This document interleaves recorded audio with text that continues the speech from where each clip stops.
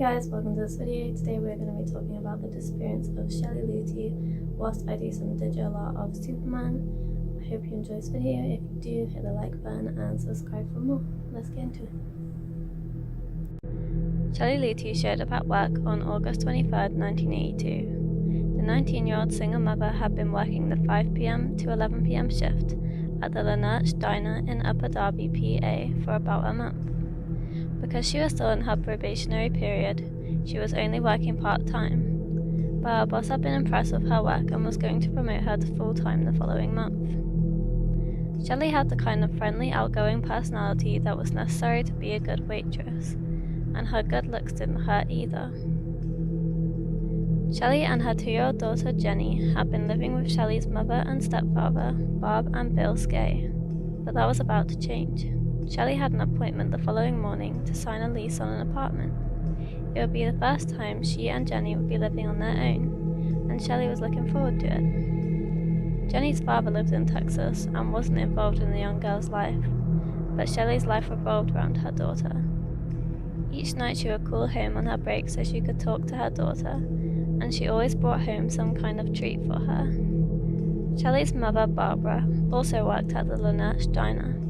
She worked the overnight shift, coming in to start her work day at the same time Shelley was finishing up. Barbara got to work a little early that Monday night, so she was able to talk to Shelley for a few minutes before the change of shift.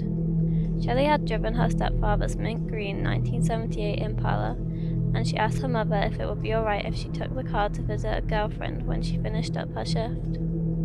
Barbara was sure it would be, but told her to stop home and check with her stepfather just in case.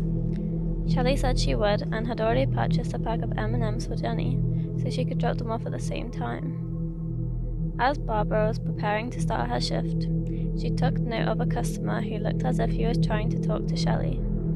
Barbara described him as being in his 20s, with blonde hair and quite athletic looking. As she watched, he grabbed a hold of Shelley's arm to get her attention. Shelley pulled away from his grasp, but didn't appear overly concerned. She spoke to the man for a few moments, and he then left the diner. By this time, Shelley's shift was over. She left the restaurant, and witnesses would later say that they had seen her speaking to a man in the parking lot of the diner. From the way they described the man, it was likely the same person Barbara had observed inside the diner. Whoever she was talking to, the conversation was brief, and Shelley came back into the diner just a couple minutes later.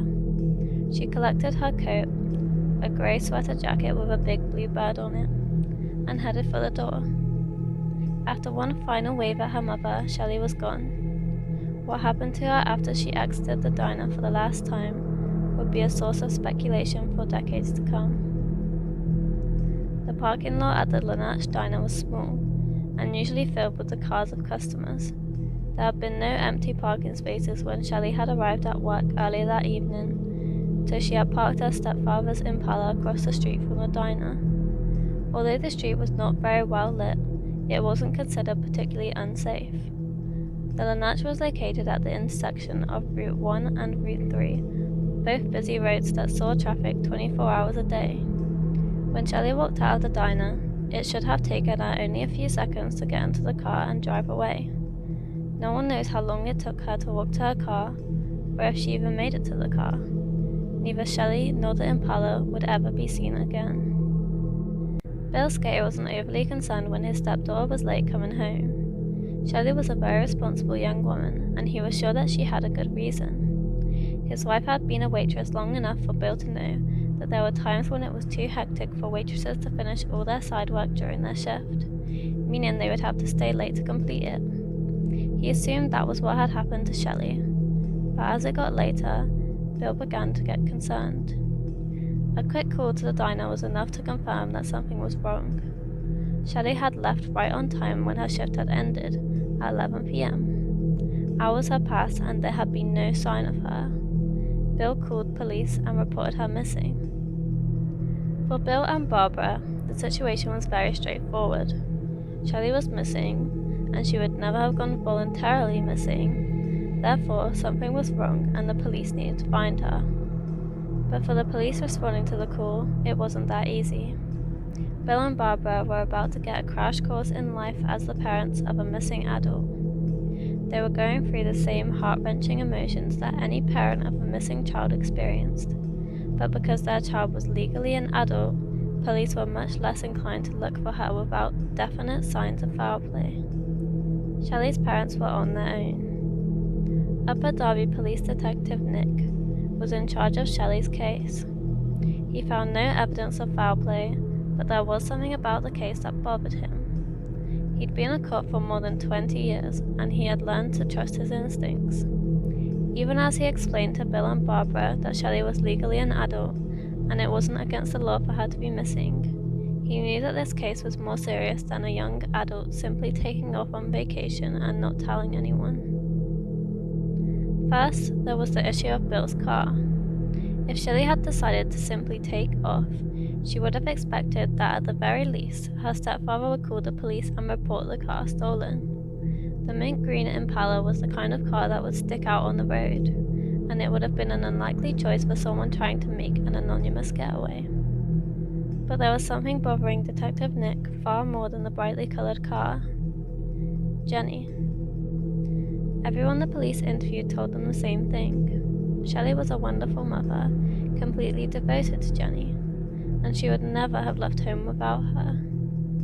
Detective Nick believed them. Shelley may have been an adult, but she wasn't the type who would simply walk away from her entire life without looking back.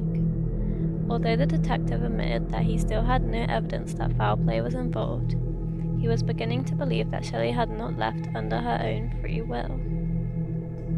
Police interviewed all of Shelley's friends, family, and co-workers, looking for any clue that might bring them closer to discovering what had happened on that humid August night after Shelley left the diner.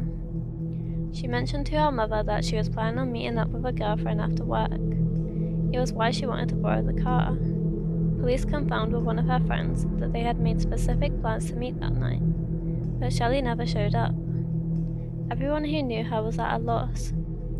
It was almost as if she had completely vanished, taking Bill's car with her. Police released a sketch of the man who had been talking to Shelley at the Lynette's diner on the night she disappeared, hoping that someone would be able to identify him. They stressed that he was not a suspect in Shelley's disappearance, but since he had been in the area on the night she went missing, they believed he could have seen something that would assist the investigators. Unfortunately, they were never able to determine who the man was. Shelley's parents told the detectives that her daughter had previously fractured her skull, and she had a history of epilepsy as well. She had been on an anti-seizure medication for years to keep her epilepsy under control. Concerned that the medication might increase the possibility of birth defects, she stopped taking it when she was pregnant with Jenny.